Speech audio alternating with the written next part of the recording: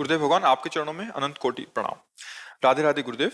गुरुदेव, आपके श्रीमुख से हमेशा सुनती हूँ कि बहुत सारे जन्मों के गोदाम से शुभ और अशुभ कर्म निकालकर प्रारब्ध का निर्माण होता है, जिसको हमें भोगना पड़ता है। गुरुदेव, हमें यह समझ नहीं आया कि जब शरीर छोड़ने के बाद हमारी जीवात्मा को नरकादि यातनाएं सहनी पड़ती हैं अपने कर्मों के अनुसार, तो इसका अर्थ है कि हर बार मृत्यु के बाद उस जन्म के कर्मों का निपटारा हो जाता है, तो पूरा कर्मों नहीं का गोदाम कैसे नहीं बनेगा? पूरा नहीं, पूरा निपटारा क्या होता है? एक कत्ल किए ना तो पूरे आजीवन कारावास आपको मिला, एक कत्ल करने के बाद। तो यहाँ तो एक ही खुला ना, लेकिन वहां तो एक एक चेष्टाएं आपकी पता है ना। आपने जो स्वप्न में, जागृत में, सुषुप्ति में, तो वो एक एक चेष्टा पता है। अब उसमें मानसिक, शारीरिक, वाणी के द्वारा एक एक अपराध है। तो अब जैसे एक कत्ल किया तो आपको आजीवन कारावास मिला, यहां मिला। अब ऐसे सैकड़ों अपराध हमारे गुप्त हैं जिनको कोई नहीं जानता है, लेकिन वो भगवान के दरबार में तो उनका है ना। तो एक एक अपराध का अलग अलग दंड भुगवाया जाता है। कुछ ऐसे अपराध होते हैं कि जो ऐसे छोटे मोटे अपराध, तो उनमें जैसे है हमारा एक्सीडेंट हो गया, हाथ टूट गया, पैर टूट गया, ये साधारण पापों को, वहां असाधारण पापों का होता है। भारी नर्क में भारी पापों का भोग भुगवाया जाता है। जो थोड़े मोटे पाप होते हैं उनसे मिलाकर के फिर मानो दे दिया जाता है। तो थोड़े थोड़े, अच्छा किसी किसी को देखो कि भयानक पीड़ा युक्त शरीर की पूरे जीवन निकल जाता है भयानक पीड़ा होते हुए, वो महत पाप भोगने के बाद जो बचा हुआ है वो जैसे आप देखो सजा मिलती है तो बोले इसको 20 साल की सजा और 1 लाख का जुर्माना। जब सजा दे दी तो जुर्माना काहे को दिया? विधान है। तो सजा हुई नरक में, और जुर्माने में ये पॉइंट जब मनुष्य शरीर दिया गया तो रख दिया गया 20 साल में एक्सीडेंट होगा, पैर टूट जाएगा, ये उसका हिसाब हो। हमारे भगवान के न्याय में इतनी भी चूक नहीं है। आप ये पक्का समझ, किसका प्रश्न है? हाँ, इतनी भी चूक नहीं है। और पूरे जीवन में आपने एक पाप नहीं, लाखों पाप किए हैं जिनका आपको ज्ञान है और ज्ञान भी नहीं है। कुछ अज्ञान में हुए और कुछ ज्ञान में हुए, और जिनका कोई दंड आपको नहीं मिला है उनका दंड आपको भोगना पड़ेगा। वो सब स्टॉक में जमा हो रहा है। वहां ऐसा थोड़ी कि भूल भुलैया हो गई। कोई ऐसा शरीरधारी नहीं है जो भगवान का प्रेमी और भगवान का अवतारी पुरुष है, उसकी बात नहीं करता। नहीं, सबसे कुछ पुण्य और कुछ पाप बनते हैं। कुछ पाप होते, जैसे हमने किसी को अभी छेड़ा और खुल गया तो उसकी सजा होगी। किसी माई बहन को छेड़ा, ऐसा लाखों बार हो चुका है लेकिन खुला नहीं है, तो वो एक बार हमारा केस कोई खुल गया तो उसकी सजा क्या होगी? बोले नाबालिग के साथ ऐसा किया, बोले फांसी की सजा।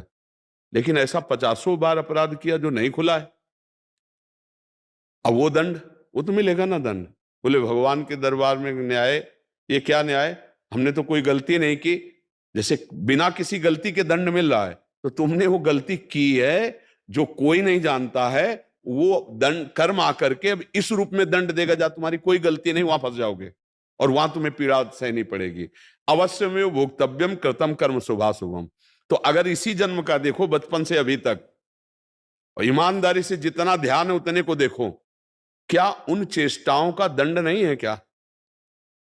तो क्या वो फिर चली गई क्या? खुली नहीं है। हम हो, आप हो, ईमानदारी से, सच्चाई से देखो। सीधाम वृंदावन में बैठे हो, इतनी गलतियां हुई हैं कि अगर आपके सामने न्यायाधीश बनाकर आपको बैठाला जाए कि आपको इन इनका, तो आप कहोगे अच्छा मैं अपराध है, दंड मिलना चाहिए, मुझे मिलना चाहिए। अगर सच्चे हृदय के हो तो स्वीकार कर लोगे। हमारे भगवान कितने कृपालु हैं, इसके बाद भी अवसर दिया है आपको, अब भी भजन कर लो। अब भी उनको नष्ट कर सकते हो जो इसी जन्म में हुए हैं, और भजन के द्वारा तुम तो पूरे गोदाम पे आग लगा सकते हैं। आम तो हम स्वर पापे भ्यो मोक्ष श्याम मां सुचा, यही समझाने के लिए तो सत्संग हो रहा है कि ये जन्म तुम व्यर्थ मत जाने दो, अब अपना काम बना लो।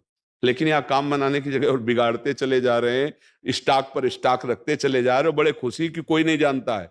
भैया यहाँ कोई जानने ना जानने का मतलब नहीं, जिसको जानना है वो निर्णायक तुम्हारी एक एक बात को जान रहा है। भजन करो, कर्मों को भोग लो और कर्मों को भस्म कर दो, ये मुक्त होने का अवसर है। और अगर इसी में हम नए नए कर्म, पाप कर्म करते रहे तो ये जो अवसर मिला है इसका लाभ नहीं मिल पाएगा। हिसाब किताब में 1 सेकंड की भी चूक नहीं है, पक्का समझ। 1 सेकंड भी जो तुम कर रहे हो उसका फल तुम्हें मिलेगा। यहां तुम आए हो तो जब से आपकी सुधि हुई तब से मृत्यु तक का पूरा हिसाब होगा। अब कुछ ऐसे हैं जो केस फंस जाते हैं और हम दंड भोग लेते हैं। और कुछ ऐसे उसमें है कि हजारों केस दबे हुए हैं, तो यहां भी भोगो, नरक भी भोगो, अगले जन्म में भी भोगो, उसका हिसाब है। जैसे नहीं, अब जब 20 साल की उसको कैद दे दी तो जुर्माने की जरूरत क्या है? तो दिया जाता है ना जुर्माना, 50,000 जुर्माना, 1 लाख जुर्माना। अब वहीं मेहनत करो और वहीं से तुम्हारा पैसा कटता जाएगा और जेल की सजा भी भोगो। इसलिए कर्म है का एक कर्म है 10 मिनट का, व्यभिचार, उसकी सजा। एक कर्म है 10 मिनट में क्रोध को कंट्रोल नहीं कर पाए, हिंसा बन गए आजीवन। ऐसे कितने गुप्त पाप हैं जिनको कोई नहीं जानता, तो उनका दंड हमें भोगना पड़ता है। और ऐसे बहुत जन्मों में अपराध हो चुके हैं, बहुत से पाप हो जाते हैं जो जान करके होते हैं। किसी भी जीव की हत्या करना पाप है ना? ये जो मुर्गा मुर्गी बकरी बकरा ये खा रहे हैं, पाप नहीं हो रहा है? शराब पी रहे हो, मांस खा रहे हो, पाप नहीं हो रहा है? आप विचार करके देखिए, आपके लिए क्या शास्त्र आज्ञा करता है कि आप ये पाइए? आपके लिए 56 प्रकार के भोग हैं, सुंदर सुंदर भोग हैं। तो हम लोग मनमानी कर रहे हैं ना, लेकिन आप गौर से देखिए, अगर तुम्हें शास्त्र का ज्ञान हो जाए तो अभी थर्रा जाओगे कि इस पाप का इतना बड़ा दंड, इस पाप का इतना बड़ा दंड। देखो ना, 10 मिनट उसने गलत किया और आजीवन बर्बादी जेल में। आप विचार करके देखो, आपने ऐसे हजारों कर्म किए हैं, अभी कोई दंड नहीं मिला, तो क्या दंड नहीं मिलेगा? एक सरकारी न्याय है भारतीय, तो यहां ये दंड, और एक होता भागवतिक, वहां तो कोई न वकील की जरूरत है और न वहां किसी साक्षी की जरूरत है, आप ही उसके साक्षी हैं, वो 1 सेकंड में न्याय हो गया, इतना इतना इतना हिसाब। इसीलिए डरो, यही डर ही डर पे हरिवंश हित, डरो इस बात से कि अब दोबारा हमको नरक न जाना पड़े, हमारा काम बन जाए। तो राधा राधा राधा राधा, भगवान कह रहे मैं तुम्हें समस्त पापों से मुक्त कर दूंगा। वही बताने के लिए बेटे कि नाम जप लो, अपने कर्तव्य का पालन करो, भूलकर पाप मत करो, वो भोगना पड़ेगा, वो किसी न किसी रूप में आएगा और आपको दंड देगा। लेकिन हम उससे लड़ जाएंगे अगर हमारे पास नाम जप है, भगवान का आश्रय, तो उसे हम सह जाएंगे और आगे चलकर हम मुक्त हो जाएंगे। इसको भोग लिया, पुराने को भगवान भस्म कर दिए और नए सावधानी से चल रहे हैं कि पाप बनने ना पावे, मुक्त हो गए। समझ में आ रहा है आपको?